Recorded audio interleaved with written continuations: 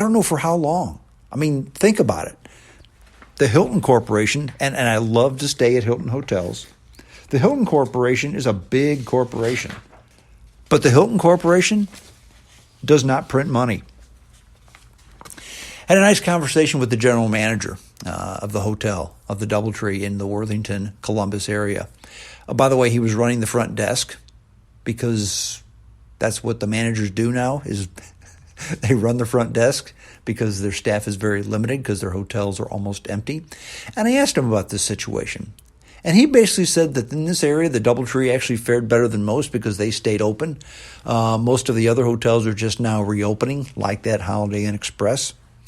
He said the restaurant and bar reopened on Sunday, but closed Monday due to the curfew and the riots. Now, the DoubleTree has a big, nice bar that's packed almost always. Translation, bars make a lot of money. Translation, they weren't making a lot of money. So I asked the guy, I said, look, are you a franchise or are you a corporate hotel, corporate-owned hotel? He says, no, we're a franchise, and we own like 12 other hotels. And I asked him, I said, how long can you sustain business during these present conditions? And with no hesitation, no pause, he said 2 months. That was set in stone, in other words. His boss, his manager, the owner of the franchises, probably told him 2 months. In other words, if 2 months from now, business is as it is today, this DoubleTree will close. A Hilton hotel will close. Think about that, folks. Think about that. These hotels hire hundreds of people, as do the restaurants. If they close, these folks are out of a job. That, my friends, was very, very scary. Day 2, I stayed in a small town, Salina, Ohio, small town, USA. It's in actually west central Ohio, almost to the Indiana border. Nice little town, again, just Americana. And everything was open. Things weren't too busy, but things certainly were not dead. The restaurant that I ate dinner at was about a third full. The hotel, a small Best Western, nicest hotel in town, had 20 of the 50 rooms occupied. No real problems in the town. The people said they're getting back to normal. There were a few businesses that were closed. It looked like closed for good. I mean, the sign said open, but as I walked up to it, they had chairs on the tables. Things looked dirty. In other words, this place had been closed probably since late March and had not reopened. Probably wouldn't. But again, these people fared very well. These are farm people. These are independent Americana type people. And they had no real problems. I asked them if they had any social unrest. They said no. In fact, they had protests, peaceful protests, where nobody got out of hand, no violence, no police were involved in shooting rubber bullets or tear gassing the people. In fact, many of the policemen took part with the people, took part in the protest with the people. So I began to smile as I spent time in Salina, Ohio. The next night, Bowling Green, Ohio. And as I pulled into the parking lot late that afternoon, I thought the place was perhaps closed because I was only the third car in the parking lot. I walked in, they welcomed me. It was not closed. It just wasn't very busy. I asked them how breakfast worked because based on the experience I had at the DoubleTree, I was curious as to how breakfast worked. Well, he says, we're not serving any coffee and we're not serving any breakfast. You're on your own. Okay, that's fine. I can manage that. But if there's no coffee in the restaurant, and I'm used to getting coffee in the restaurant, I guess I have to find out where I can get my coffee. So I dropped my bags, hung up my clothes, and I went on a walkabout. All kinds of restaurants in this area, tons of restaurants. In fact, this hotel is right across the street from Bowling Green State University, okay? So there's a Starbucks. Wonderful. I'll have coffee at the Starbucks. But let me walk up just to make sure things are okay. I don't want any surprises at 5 o'clock in the morning when I normally get up and have my coffee. So I walk into the Starbucks. The lady yells across the restaurant, "May I help you?" Because they were really doing social distancing at Starbucks. I asked when they open. She says, "We open at 6. I said, "Well, can I come up here at 6 o'clock then and order coffee?" And she said, "No, you have to order and pay for it on the app." Well, I don't want to download an app just to buy a cup of coffee. So is there another way I can buy coffee? She says, "Well, you can go through the drive-thru." I said, "Okay, well, I probably will be walking. Can I walk through the drive-thru?" She says, "No, you have to get in your car and go through the drive-thru." Okay, they open an hour late. I have to download their dopey app or get in my car and drive through. Forget it. I can't drive at that time in the morning. Without coffee, it wouldn't be safe. So that's all right. There's a lot of other places I can go to. Like the Burger King next door that didn't open till 6. Or Panera Bread that didn't open until 6. Or how about Tim Hortons, which didn't open until 6. That's okay. Here's a Waffle House. They're always open, and they have good coffee. Not this Waffle House. They weren't open at all. They were boarded up. That's right. Have you ever seen a Waffle House boarded up? I have. Out of business. In fact, the only place I found that where I get coffee at 5 o'clock in the morning, believe it or not, was a Circle K gas station.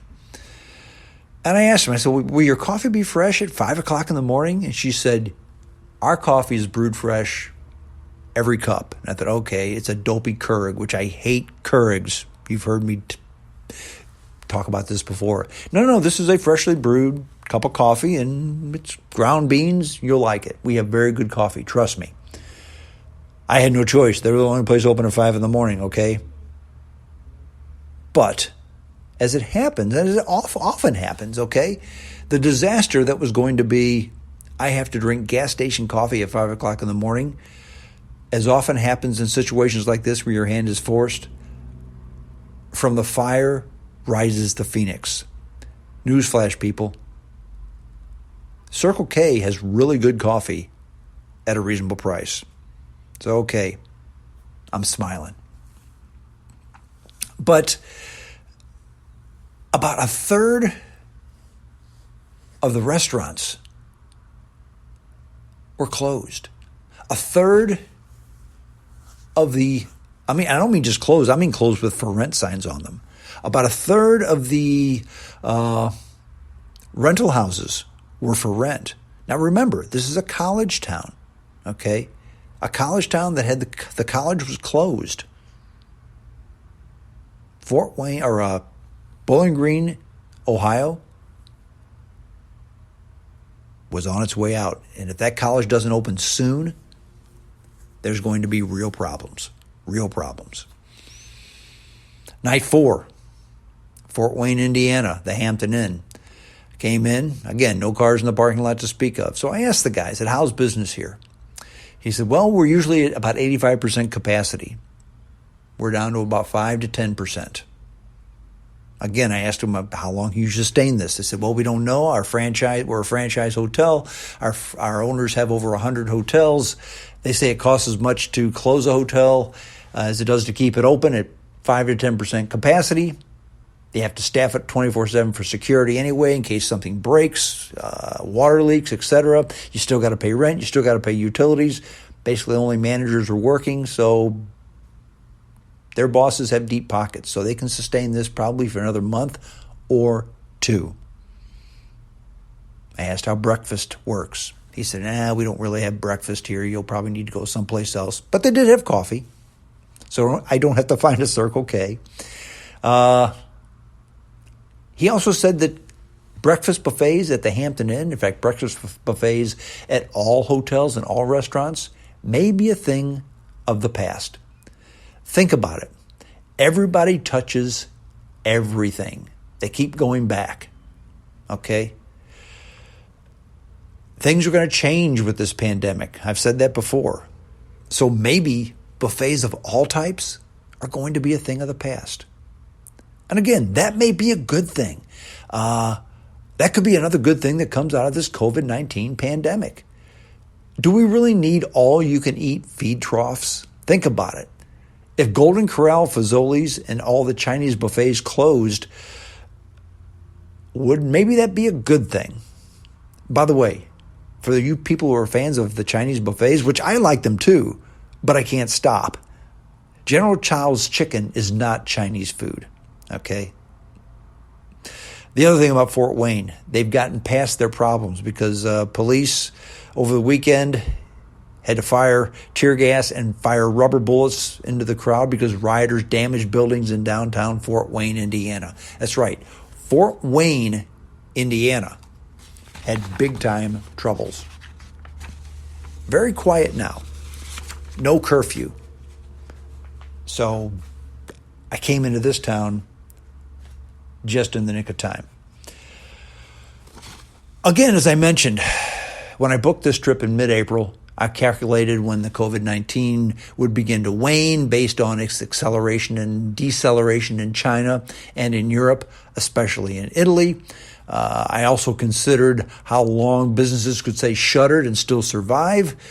Everything I booked was 100% cancelable, the rental car, the hotel rooms, etc., in case I did need to pull the plug, because I'm still fighting with the insurance that I bought for my trip to Taiwan for April.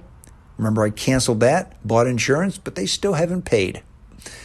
So I wanted to make sure everything was cancelable, and it is. Okay? And actually, my calculations were spot on. Everything's opening back up. I had no trouble finding a room to stay. Limited problems trying to find places to eat, but I managed just fine. Virtually all customers I asked to see were able to see me. What I didn't consider was the George Floyd killings and the riots and lootings that followed. It has added a new wrinkle to this whole mix. In fact, while I wouldn't call it scary, perhaps eerie is a better word, many businesses are trying to hang on and make it through this bump in the road. And we'll make it through. We always have. But at what cost? Okay? We made it through World War II, the greatest generation. That's the example a lot of people always bring up. We defeated the Axis powers. But the price we paid was over 400,000 soldiers killed. What will the price be for the pandemic and the social unrest? Is the pandemic, did we shut it down for too long? Are we not shutting it down long enough? Social unrest. Will the rioters and looters stop doing their silliness? Will the protesters, the peaceful protesters, finally convince society, government, to weed out the bad cops in our society? Don't know. Those are all questions I can't answer. In fact, I got a phone call from one of my sons, called me with a concern, and he was bothered. He was troubled by statements made, his words, by black people about him being a racist, about him being privileged, about black people telling him, "You owe me." Now, in the last few years, he's gotten married. He's had a child. His wife is an RN in a major hospital and has been exposed to the coronavirus. The hospital does not give her proper PPE, which is another story for another day. He's bought a house. So he's had a lot of things going on recently. All four of my boys have really never seen hard times, have never really seen difficulties. They barely remember 9/11. They were never really affected by the Great Recession because most, if not all of them, lived under my roof at that time. So I realized that they've really never seen tough times. So I asked my son, I asked him a question. I said, what black person has made those accusations about you? And his answer was, the ones on television. No one said it to his face. not during a conversation, but the ones on television. And my response to him